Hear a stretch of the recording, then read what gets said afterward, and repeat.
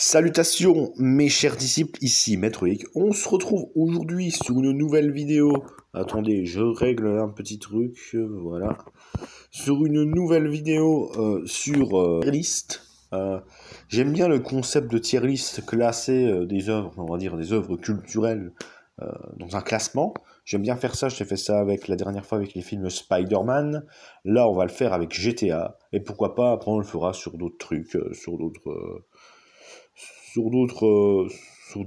films, jeux vidéo, mangas, on verra. Et donc on commence, bon c'est pas dans l'ordre comme d'hab, mais bon, on s'en fout un petit peu. On commence avec GTA Chinatown Noir. Et GTA Chinatown Noir, c'est un jeu que j'ai joué il y a longtemps. C'était sur ma PSP, je me souviens. C'est un jeu que j'avais commandé, comme ça j'avais demandé à mes parents de l'acheter. Et j'avais trouvé assez réaliste en voyant les images, tout ça. Et quand j'y ai joué, bah, j'ai bien aimé. Bon, c'était changé, là, c'était un petit peu le côté un petit peu triade, donc un personnage qui faisait un petit peu partie des triades, tout ça, donc c'était assez intéressant. C'était pas trop vu un héros dans la triade dans les autres GTA, et là c'était mis. Alors l'histoire, elle n'était pas forcément exceptionnelle, bon je m'en souviens plus de trop parce que j'étais assez petit. Enfin j'étais assez petit, j'avais 12 ans ou un truc comme ça. Mais je me souviens que j'avais bien aimé le jeu, le côté 2D, il y avait plein de trucs intéressants comme faire le plein de sa voiture, il me semble, il y avait ça. On voulait les voitures, le côté crochetage, il y avait ça. Et le meilleur truc, c'était le système de deal.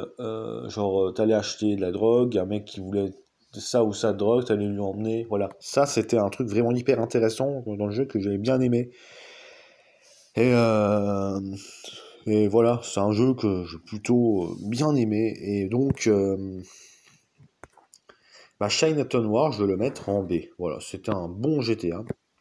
Après, on a GTA Advance. GTA Advance, voilà, c'est un GTA que j'ai joué vite fait.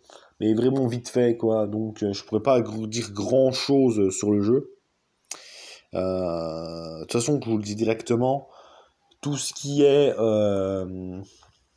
GTA 1, GTA 2, GTA London, GTA Advance et même The Ballad of the Gay Tony, je n'ai pas trop fait ces GTA-là. Peut-être qu'un jour je ferai ces GTA-là sérieusement, mais c'est pas des GTA que j'ai hyper joué, donc je pourrais pas dire grand-chose sur ces jeux.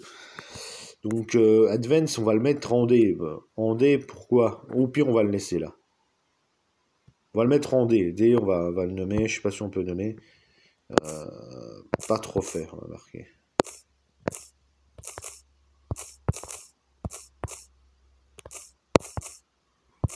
Voilà. Après, de toute façon, à mon avis, il n'y a pas de GTA mauvais dans la saga GTA. Voilà. Et donc, après, on a The Lost and Damned. The Lost and Damned, là, cette extension de GTA 4, j'y ai joué. Et même, j'y avais joué. Alors, en vérité, c'est un peu compliqué. J'y ai joué avant de jouer à GTA 4, en fait. Voilà. Bon, pour moi, c'est un GTA indépendant. Pour moi, il y avait une ambiance. Déjà, il y avait une ambiance sombre dans GTA 4. C'est un GTA Liberty City. Mais là, le côté sombre, avec des bikers, tout ça, j'avais vraiment bien aimé. Le personnage de Johnny Cablic, je trouve que c'est un très bon personnage. Et voilà, le côté très très sombre, l'ambiance biker, tout ça, vraiment j'ai bien aimé ce jeu. Après, est-ce que ça vaut le mettre en niveau masterclass? Je ne sais pas. Mais en tout cas, moi je le mets au même niveau que Chinatown Noir, je dirais un plutôt bon GTA. Voilà. GTA 4. GTA 4, alors j'ai pas non plus, enfin j'ai joué beaucoup, enfin j'ai joué pas mal à ce jeu, mais c'est pas non plus celui que j'ai fait le plus. J'ai fait le mode histoire, j'ai bien aimé le personnage de Nico Bellic. Il y avait plein de trucs assez réalistes, la physique était assez réaliste dans le jeu, je me souviens. Le fait, par exemple, quand tu voles une voiture, des fois, il y a des mecs qui s'accrochent à la porte de la voiture, c'était assez réaliste. Il y avait plein de trucs hyper réalistes. GTA 4 était limite plus réaliste que GTA 5, par exemple. Donc voilà, il y avait un côté très réaliste, très sombre, le côté très sombre de Liberty City. Et le personnage de Nico Bellic qui était assez humain, assez attachant, je me souviens. Il y avait plein de trucs comme ça. C'était le début dans les GTA. On pouvait aller au bowling, au billard. Il y avait encore le côté où on pouvait aller au fast-food, comme dans GTA San Andreas.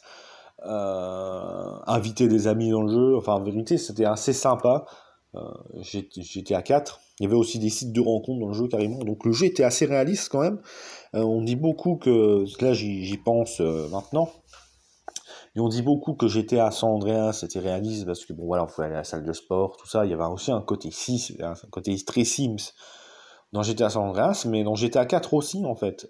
Et on le dit pas souvent, mais si, dans GTA 4 n'était pas si vite que ça en fait. Il y avait beaucoup, plein de trucs intéressants à faire. Et donc je pense que je vais le mettre en A. Après on a GTA Liberty City Stories. Alors là, ce jeu-là, en termes de qualité, il est très bien, hein, mais c'est vrai qu'il n'a pas énormément de contenu. C'est un peu un GTA 3 amélioré, avec une autre histoire. Voilà, mon Tony Cipriani, c'était un plutôt bon personnage. Le côté un peu avec la Mafia Leon, ça c'était cool. Voilà, c'est un jeu assez court à finir. Le côté sombre de Liberty City qui fait plaisir. Mais c'est vrai qu'il n'y avait pas énormément de choses à faire dans le jeu. Même si le jeu, j'ai un attachement quand même assez particulier, parce que c'est un jeu que je jouais beaucoup, étant plus jeune. Et donc du coup, voilà, j'ai un attachement, j'ai bien aimé ce jeu quand même.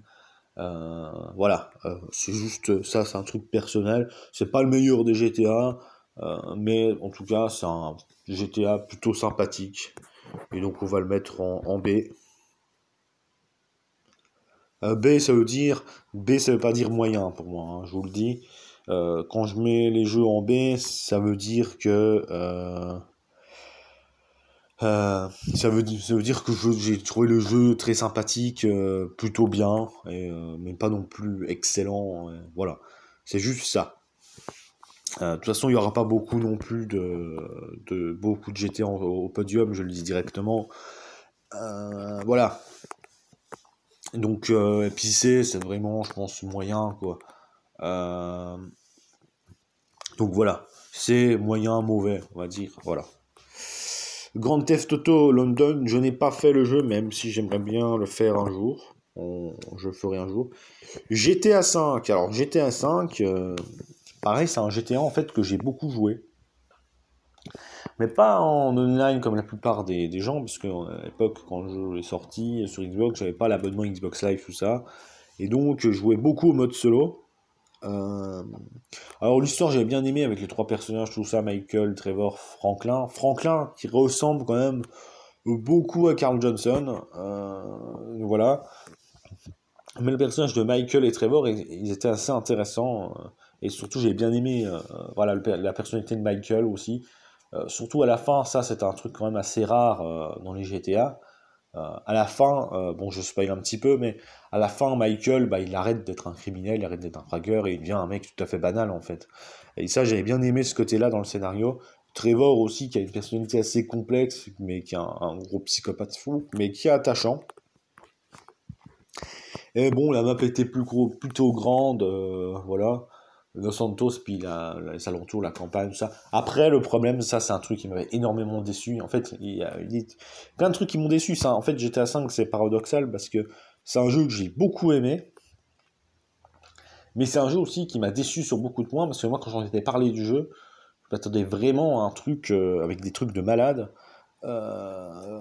Genre qu'il allait reprendre un truc un petit peu comme dans GTA San Andreas. Dans GTA San Andreas, on pouvait faire plein de trucs. Et moi, je m'attendais à un GTA San Andreas en mieux, en fait. C'est-à-dire avec des intérieurs, plein d'intérieurs, plein de choses à faire dans le mode histoire, tout ça, enfin dans le mode solo, en dehors des missions. Et au final, non. Alors il y a des trucs à faire dans le mode solo, mais c'est assez basique, assez banal, alors que dans GTA San Andreas, il y avait plein d'endroits, plein d'intérieurs à visiter. Attendez, là, je suis en train de faire, je sais pas trop. Il y avait plein d'intérieurs à visiter, plein de choses à faire, et la map était variée dans GTA San Andreas. Dans GTA San Andreas, il y avait tout un tas il y avait trois villes, et donc trois villes avec des paysages différents. Et je m'attendais à ça dans GTA V, mais en encore mieux, puisque c'était le San Andreas, comme dans GTA San Andreas, en fait. Et en fait, non. C'était pas ça, et moi, ça m'a déçu. Voilà. Après, est-ce que ça fait GTA 5 un jeu mauvais? Non, c'est un très bon jeu, un très bon GTA. Mais c'est juste ça, au final, le mode histoire, il y a beaucoup de choses, c'est assez vide des fois. Et ça, j'ai trouvé ça dommage. En fait, ils ont tout privilégié sur le mode online. Et ça, voilà, ça m'a un petit peu frustré dans le jeu. Voilà. Après, il y a plein de trucs cool, hein. Par exemple, les mystères dans le jeu. Tout un tas de vidéos, le mystère du jetpack, tout ça, le mystère du fantôme du Mont Gordo, qu'on peut aller observer, les ovnis, tout ça, ça c'était vraiment un délire dans le jeu. Et je crois que, bon, dans les autres GTA aussi, il y avait des mystères, des trucs comme ça, mais dans GTA 5, il y en avait vraiment beaucoup. Voilà, et il y en avait encore au bout de quelques années après la sortie du jeu, ils découvraient encore des nouvelles fonctions, des, des nouveaux mystères, des trucs comme ça, et voilà quoi. Enfin voilà, donc je le mets au même rang que GTA 4, voilà. Malgré mon avis sur le jeu GTA 2, pas joué. Euh, pas joué à GTA 2, donc voilà. Et GTA 3. Alors GTA 3, je le mettrais en S. Alors, c'est surprenant parce que c'est un jeu, les gens pourraient me dire que ça a mal vieilli. Il n'y avait pas tant de choses à faire comme ça dans le jeu, mais c'est le premier GTA en 3D. Le premier GTA en 3D sur PS2. Et donc un premier GTA avec qui commence à avoir une ambiance, tout ça. Et moi j'aime bien GTA 3. Comme je dis, c'est le premier GTA en 3D. Et puis j'ai de la nostalgie pour le jeu parce que c'est un des premiers GTA que j'ai joué. Et, euh, et j'ai bien aimé le côté sombre du jeu.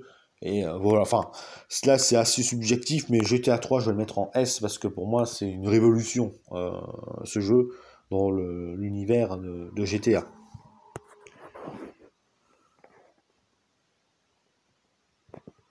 Alors, j'ai dit en S, voilà. GTA 1, je dirais pas grand chose là-dessus parce que j'ai pas méga joué à ce jeu.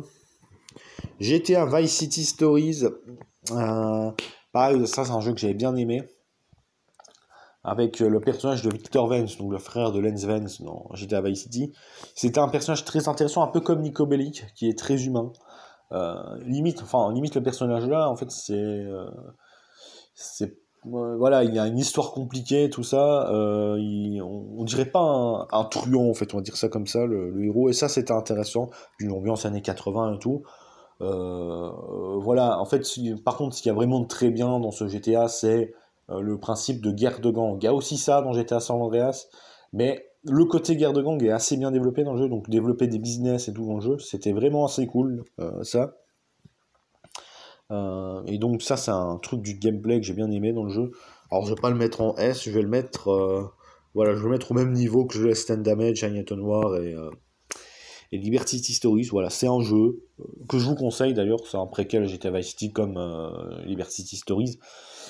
C'est un jeu vraiment plutôt cool, avec une plutôt bonne histoire, même si c'est pas foufou, mais voilà, c'est un jeu que j'ai bien aimé.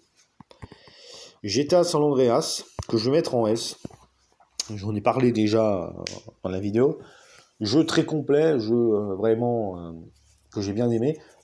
Une histoire assez complète, un mode histoire qui est assez long au final, parce qu'il y a quand même 100 missions. Je crois qu'il y a, dans les autres GTA, il n'y a pas autant de missions. Dans ce mode histoire, on voyage beaucoup, je trouve. Carl Johnson, il reste pas à Los Santos, après il doit partir en exil à San Fierro, l'équivalent de San Francisco, Las Venturas, l'équivalent de Las Vegas. Et donc ça, ce côté déplacement dans le jeu, j'avais bien aimé. Il y avait un petit peu cette impression de distance qu'on a plus trop peut-être dans le jeu, parce que maintenant on trouve la map petite, tout ça. D'ailleurs, dans la GTA trilogie, ils avaient fait l'erreur parce qu'il y a une tour tout en haut dans GTA San Andreas, et dans la version remake, ils avaient enlevé la brume. Donc du coup, en fait, tu voyais toutes les villes depuis la tour. Et donc là, l'impression de distance était détruite. Mais il y avait quand même une impression de distance, parce que par exemple, quand tu étais à la Ventura, c'était pas du tout le même paysage que à Los Santos, par exemple. C'est vraiment, il y avait ce côté un peu dépaysement. Et le côté réaliste, le fait d'aller à la salle de sport, le fait d'aller au fast-food, on pouvait mourir de faim dans le jeu. C'est la première fois on pouvait nager, se tatouer, changer de coiffure, faire plein de trucs, tout un tas de missions secondaires. Voilà, tout un tas d'intérieurs, même s'il y a beaucoup d'intérieurs qui se ressemblent, hein, mais tout un tas d'intérieurs, voilà, en fait, c'est un jeu très complet. Et aussi les codes de triche, même les codes de triche sont assez complets parce qu'on peut faire plein de trucs avec les codes de triche. le côté guerre civile, voiture volante, tempête de sable, il y a plein de trucs, les gangs contrôlent les rues, voilà.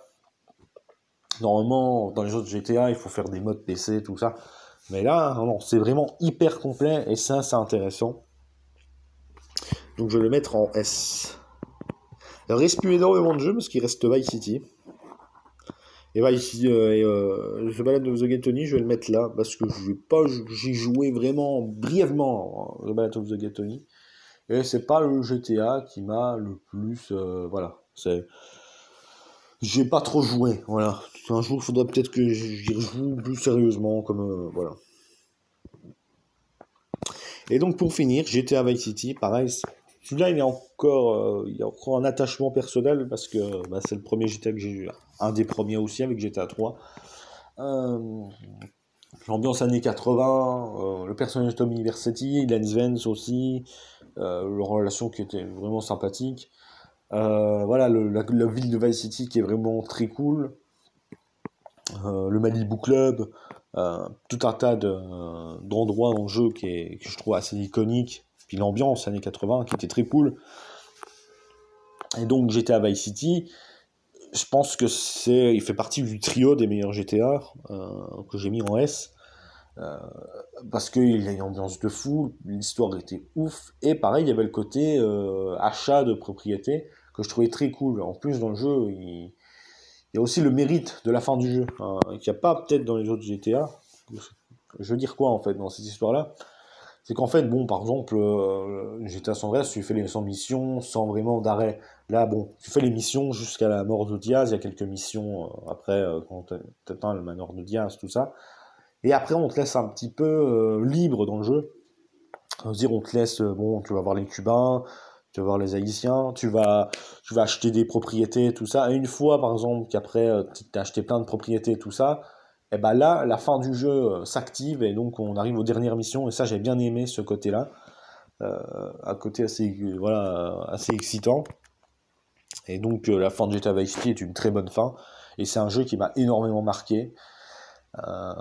Pour tous ces côtés-là, le manoir de Diaz, excellent, voilà. Le gang de Tom University, excellent. Voilà, c'est un très très bon jeu, un jeu qui a encore marqué beaucoup de monde. Et donc moi je vous le conseille parce que c'est une masterclass comme ce trio qui est en S, voilà. Que je mets. Attends, par contre là, il me classe ça avec The Lost and Damned. Donc voilà à quoi ressemble un petit peu mon classement des GTA. On commence alors en plus bas, ça veut pas dire qu'ils sont mauvais, le The Lost and Damned, Diversity Stories, GTA Shine to Noir, GTA Vice City Stories, des jeux que j'ai appréciés, mais voilà, c'est des jeux que j'ai appréciés, mais pas non plus méga appréciés. Après, il y a le classement d'au-dessus qui veut dire très bon jeu, voilà, excellent jeu, que j'ai bien aimé, qui m'a bien marqué, puis après il y a les jeux que je trouve chef-d'œuvre, masterclass, quoi, GTA 3, GTA San Andreas, GTA Vice City. Donc voilà, donc encore une nouvelle vidéo tier list. J'aime bien le concept de vidéo tier list. J'en ferai à nouveau sur cette chaîne. Parce que j'aime beaucoup ce concept. Je le ferai donc avec des autres choses, des films, comme des jeux vidéo, des mangas. Parce que voilà, je trouve que c'est un concept intéressant. J'aime bien ce concept. Et donc voilà. Donc c'est tout pour cette vidéo. Et je vous dis à la prochaine. Pour une prochaine.